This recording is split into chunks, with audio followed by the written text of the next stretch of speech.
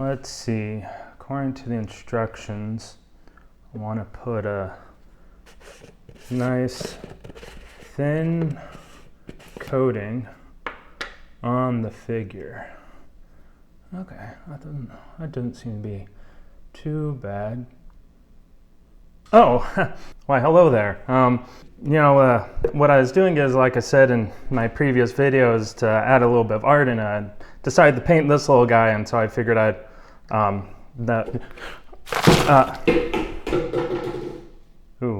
probably should have put the lid on that first. I'll clean it up later. Anyway, just ignore that. Like I said, I would decide to paint this little figurine guy, the proper way, like any actual painter would do, but not going the easy route and dipping it in a vast amount of paint. Anyway, it's been a while since I've painted a miniature, so instead of starting off with this guy, I figured I'd give a little test run with this little wizard figure here, and see how that goes while I'm doing this video for you all. Now, before I get started on this, welcome back to my channel. Like I said, I'm actually excited because, like I said, hopefully it wouldn't be another 2 years since you'd see me post another video, and here I am filming and recording this, so I'm pretty stoked about that factor. I decided to paint this little figure guy as a trial first to see how that goes before getting to the main event. I have other figures, so we'll see how this progresses. But before we get to that, again, welcome to my channel. This is a little bit different of an update than I was hoping. I was planning on telling you how my training's been progressing, and here it is May as I'm recording it, almost June, and 2 months out I'd be heading out to my Ironman competition, feeling good and ready for it. However, that is not the reality of this particular video. I unfortunately had some health issues come up again that resulted in me needing to call off the Ironman competition. And that's the thing, is that some YouTubers that you might come across, they'll post about their failures and injuries, but in the end they were able to overcome it and they were able to do the competition. And there's also some that they're not able to overcome their injury and they would have to call it off. But I felt like posting this to give an example of the very real reality of high endurance competitions, such as Ironmans or marathons or Tour de France, if you want to do something really crazy like that. They can take a really big toll on your body, and while I would like to push through it, sometimes you do need to just listen to your body and figure out what's best for you, so that maybe you can come back to it at a later date. And that is a little bit of what I'm going to be discussing during the course of this video. Before we start getting into that, let me get the little guy here. So we got his robe, this staff. It's got some hems and stuff on it. Got his face right there. It's a small little figure. All right, let's see. I did have a booklet, but I lost it somewhere. So just going to be winging this and see how it goes. Some of you might be cringing at that fact, but sometimes you just gotta work with what you got. So in the booklet, I do remember that they're going to paint his robe red, but I feel like going with maybe something a little bit different instead. There's this interesting dragon bronze. So let's give this a try. I got my water here, got my paper towel, got my little paintbrushes right here. So since his robe is on the larger side, I'll probably go with this brush right here, which I believe is the number 1 brush, if I'm understanding that. Yep, number 1 brush right here. So got that right there. All right, so what happened? Let me kind of go dive into that a little bit. I didn't really go into it in my last video, but let me start with what happened the first time. So when I was trying to train for the Ironman competition, that would have been last July, I started training for it in, let's see, wow, maybe I'll shake this up a little bit. Let's see. I tried to, wow, that's a lot more mixed up. Huh. Kind of really separate. I had like this black and bronze look to it. Anyway, I didn't really exactly explain what happened the last time, why I had to postpone it, because originally I was supposed to do the competition last summer in July. So I started trying to get ready for that competition, I believe in August of 2023. However, what happened was a month after starting it, I ended up getting a really, really bad case of COVID. It was actually the first time I had COVID, and it just laid me up. I ended up getting bronchitis and the memory fog and everything, just everything. And it set me back by a good couple of months. So instead of having a year to really get ready for it like I was hoping to, I pretty much had to start from ground zero. And so I started training again maybe in about November of 2023. And so for on all intents and purposes, I was kind of trying to do a couch to Ironman, which is probably not the best of idea, but I was thinking like, I got time. I was talking to my coach. She said that we could, it was doable, but it would just be hard. Well, the thing was with that is as I started training a little bit more for it and getting ready, and I will actually post the images of kind of what my workouts were looking like when I first started towards the end where I had to stop. So I was able to be relatively consistent with my training from about November to January. Then unfortunately I started having some ankle issues, and so I had to scale back a little bit on my running, but my bike and swim were still fine. Turns out it was my shoes. I needed to get better shoes.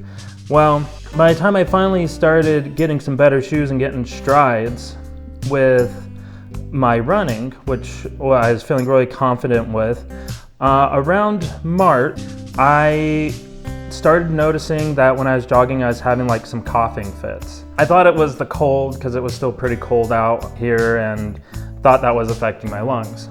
Well, then I started noticing some other issues that were coming up where my stomach was constantly upset. I couldn't really eat things very well. Eventually it actually turned into like full-on just constant acid reflux, like whether I drank water or anything at all, just had constant burning in my throat. And then when I tried to do things like running, it would actually close up my throat and I couldn't breathe. So I had to have a call with my coach and kind of discuss this and figure out like, okay, what are we gonna do? Do we kind of wait and hold off, try and let my body recover and see if I recover and I can get back to training? And we gave it a couple weeks and the issue was still there. So after talking to my coach, this was again March, April time, we decided it would be best to actually just call it, because there was no way I'd be able to get ready in time by the time I recovered for the competition. So that was the first attempt. And so we gave my body some months to try and recover. And it wasn't really until about July when I felt like the issue had subsided and I was feeling pretty confident. So I decided to talk to my coach again, and we would then try and come up with a plan to try and do slow build. And the competition, because I actually was able to roll it over to this calendar year without needing to repurchase my registration ticket. So when we started up, it was about July, end of July, and the competition, it turns out, actually wouldn't start until August, so I had a little bit over a year to really get trained for it. Well, unfortunately, what happened is again, towards the end of September, I came down with a horrible case of bronchitis. Felt lightheaded, I just couldn't breathe. It wasn't great. I actually had to take a couple weeks off work because if I took more than 10 steps, I felt like I was labeled for breathing. It kind of felt like when I had COVID, felt like the fever and everything like that. No, it just turned out as a really bad case of bronchitis. And so again, I had to stop my training for like another couple of months. Probably some reasons why this happened is, again, I overtaxed my body without really thinking about it. because I was still trying to train, but towards the end of July, beginning of August, I had some friends' weddings that were all the way back over on the West Coast, so I had to fly. I then went to a concert shortly after getting back, and I was still trying to keep up with my training, which at the time wasn't like too strenuous, but when you're like traveling a lot, you're not sleeping. I also think I let my diet slip, and so my diet wasn't as good as it should have been, and I just overstressed my body again. And again, it took me 2 months to recover from it, so it wasn't really until November that I was able to start training again. So again, I kind of had to start from ground zero. And so me and my coach, we did the best that we could to do a slow build to let my body adapt, but also to try and get myself as ready as possible for the competition. However, again, the universe had different plans for me. So I started noticing around March again that the stomach issues started coming back. So I had to call my coach, and we had a chat, asking, what's the plan, what should we do? Just through talking, came to the decision that we could have kept trying to push through it. I was trying to do some medication or some supplement stuff that was supposed to help and see, but at the same time, it's one of the things where I needed to give it time to build up in my system. And so the decision was like, well, do I keep going? I'll take in the supplement and hope it helps, or have it just keep getting worse and worse and worse and find myself in the exact same situations beforehand, as to where I would take 3 months for it to subside. So had to make, for me anyways, the tough call to again forego the Ironman competition. And this is one reality very much for anyone trying to get into this. It's could put in a lot of hard work and a lot of hard effort, but sometimes just your body or life situations come up that just can derail plans. So the plan now, for me anyway, is kind of thinking back and asking myself, is this something, first off, I really want to try and do? Is this Ironman competition? Because it takes up a lot of time, especially when you get further down the road. Like I said, I'll put up here again like some of my workouts that you'll see here and here of my first time that I was training for this, and then the second time, kind of the distances and stuff that I went to. And you can see those images popping up here somewhere on the screen. So, and I feel like I still want to do this, but I need to go about it a lot more differently than I have been. I, for myself, probably really need to try and do a very slow, gradual build instead of trying to go from couch to Ironman is pretty much what I was doing, and it was probably just too much stress over such a short period of time that my body couldn't handle it. If I try and do a more gradual build, like start this year and then next year aim for a sprint distance, which I've done before, and an Olympic distance, and then the following year train for a half Ironman and eventually a full Ironman, 3, maybe 4 years down the road, that might be more doable. Let my body get conditioned to the intensity and the levels slowly over time, and hopefully that will help keep the issue from coming back again, because my body has the time to gradually adapt to that level of stress that I wasn't giving it beforehand. Now again, everybody's different. Like everybody body, some people's bodies are more resilient, some people's are definitely where they do need to do a more gradual build-up, like it seems to be with mine. I'm hoping. I don't know. For all I know, that level of intensity just might not be something my body can ever handle. It could be, for some reason, just a certain threshold. So, that is my current thoughts and plans at the moment. But we will see how that goes for sure. It's for all I know, I might train and do the sprint and Olympic and then just realize, what, this is fun, this was worth it, but I just, I'm good there. Because again, it just, like doing sprints and Olympics, they do take some time. Like you do need to put in time to devote to it.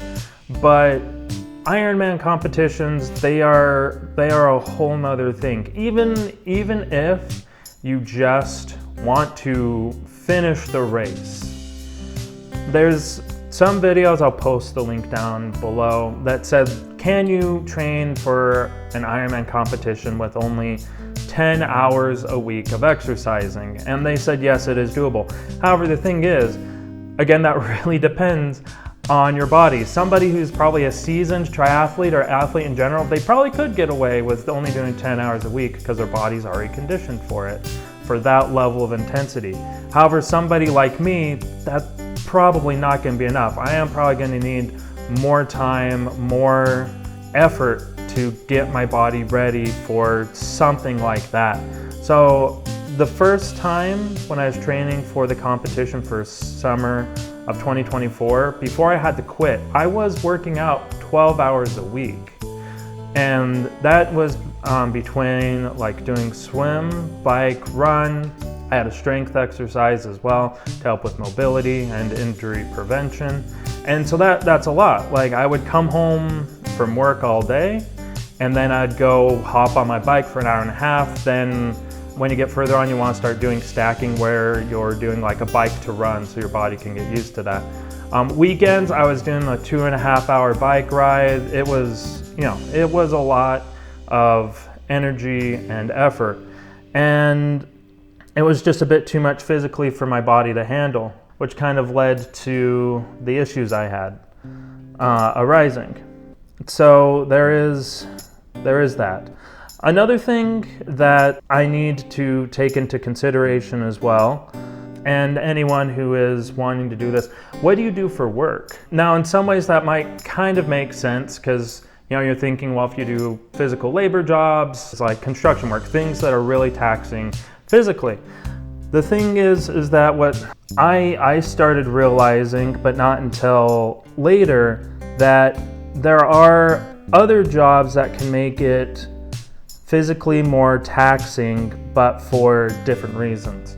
The thing is I work in a lab, and while there is some lifting and there is a little bit of physical demand, there is nowhere near the level of somebody who works in construction or restaurants where you're on your feet all day lifting heavy boxes or anything else like that. But the thing is that you're still generally standing most of the day, and no food or water is allowed in the lab depending on where you work, like in mine. So as a result, you're not able to properly hydrate or fuel yourself like you need to have your body be able to successfully recover from all the training that you're doing. You would need to make sure that you take more regular water breaks and have plenty of snacks that you could just quickly grab. And also you are standing, and so that does take a toll on your legs, and so your legs aren't able to properly recover like they need to for when you're doing your bikes and your runs and even your swimming. And so working in a lab is also very physically demanding, but in different ways. And that was the issue I came across, is that I was having a really hard time staying hydrated throughout the day like I needed to, eating like I needed to. And so that probably also accounted to some of the issues I came across, as my body just wasn't able to recover properly. I feel like, and it might not be true, having a desk job would be a little bit easier because at least at your desk you can have your snack and drinks right next to you, and so it's more easy to refuel and stay hydrated. However, you are sitting all day, so as a result, you would need to make sure that you're taking plenty of stretch breaks, getting up, moving around to make sure that your body doesn't stiffen up. So that also comes with its own issues of needing to be more mindful of. That is the thing is that I'm also taking into consideration, is given my line of work that I'm in, how viable is it for me to eventually try and do the Ironman competition again? Hopefully, me doing a more slow build, I'll be able to build in the habits that I need to over a longer period of time that will help me be more mindful of when I need to eat, when I need to get some water, or anything else that I need to do. Or, stretching, even if I'm in the lab, go over and find a little spot where I won't accidentally knock over some beakers and cause, a chemical meltdown in the lab, which, that's something I've never done before. But anyways, in all seriousness, I'm hoping that this slow build will help me gain the habits I need to do to be able to get to that point, and doing it in this more gradual way would be better. I do recommend for anybody, regardless on your level of fitness and stuff like that, that it's probably good, especially for longevity, to not do what I was also trying to do anyway, which is trying to just go straight for an Ironman. Like, if you have the ability, great, awesome, that's fantastic. You know, I wish I had the ability to do that. But at the same time, it does take a toll on your tendons and your joints and stuff like that. And if you're not normally a runner or a biker or even a swimmer, because that does, like, even though it's a lot easier on your joints, you're still doing repetitive motions. Trying to jump into it too soon could potentially cause long-term damage. So there's probably a lot of good reasons as to me, you know, slowing down, taking a step back, and trying to do this slow build. Anyway, so those are kind of my initial thoughts on this and where I plan to go. So just a little bit of a summary. You know, I had to quit both of my Ironman competitions even before getting to it, and now I'm trying to take a step back and do a slow build to eventually try and maybe get to the Ironman competition. The competition is somewhere down the road, but just not right now. And where I'm gonna go from here, like I said, I'm going to get back in contact with my coach. We actually have a plan to start back up here in June and just do a really gradual build to hopefully give my body the chance to adapt over time to that level of intensity. And eventually I will be able to get to do the Ironman competition, which would be fantastic.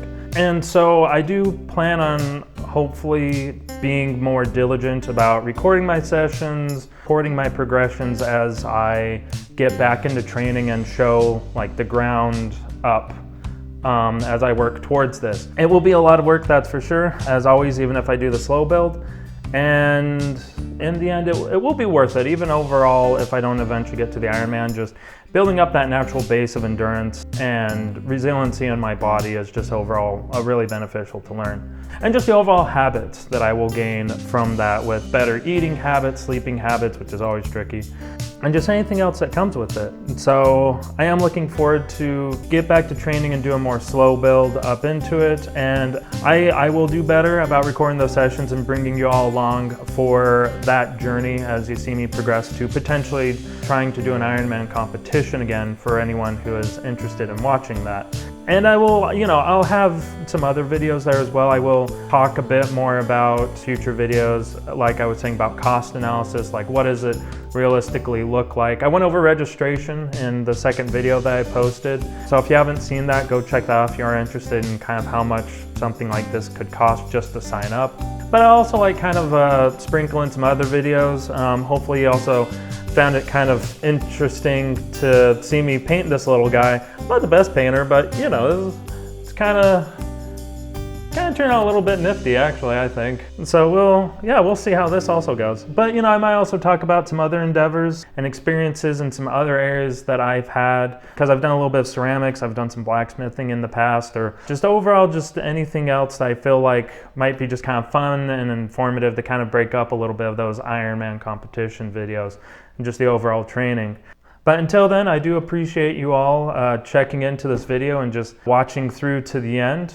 So until my next video, enjoy a little bit of the B-roll of this little wizard guy and have a fantastic rest of your day.